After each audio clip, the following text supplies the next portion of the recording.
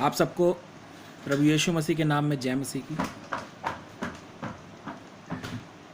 क्योंकि आप सबको पता है कि 21 दिन का लॉकडाउन चल रहा है और खुदावंद यीशु मसीह ने हमें ये मौका दिया है कि हम उसकी नज़दीकी में आएं और हम उससे बातचीत करें, क्योंकि सब लोग हम लोग अपनी अपनी ज़िंदगियों में व्यस्त रहते हैं और परमेश्वर को हम समय नहीं दे पाते हैं।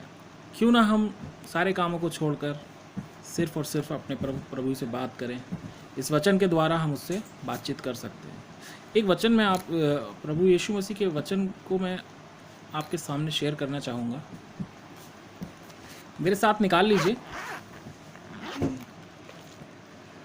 दूसरा इतिहास, उसकी 7वां अध्याय उसका और उसकी 14वीं आयत 14 पद उसका पढ़ेंगे।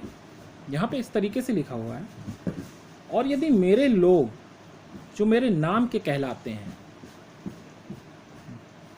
यानी कि हम मसीह जो हम प्रभु यीशु मसीह के नाम के कहलाते हैं, दीन होकर प्रार्थना करें और मेरे दर्शन के खोजी होकर अपने बुरे मार्गों से फिरें। खुदा यीशु मसीह हमसे कहना चाहता है कि अगर हम सब दीन होकर प्रार्थना करें और खुदावंद यीशु मसीह के खोजी हो जाएं। हमें कहाँ खोजना है उसको? हमें इस वचन में खोजना है।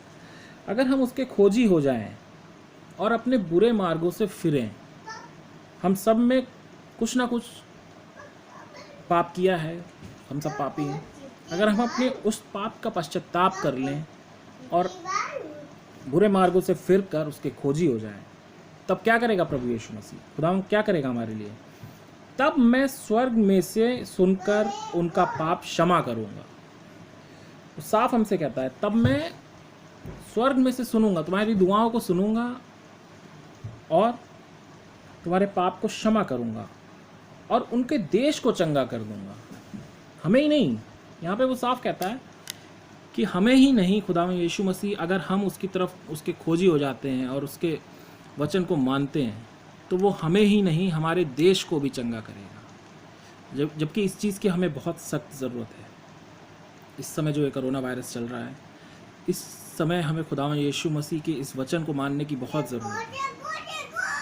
मैं चाहूँगा जैसे मैंने खुदावंद यीशु मसीह के खोजी हो गए हैं, आप सब भी उसको खोजें। इसमें शायद वो इस बीमारी को हमारे बीच से दूर कर दे। प्रभु यीशु मसीह के वचन के पढ़े और सुने जाने पे आशीष हो। आमीन।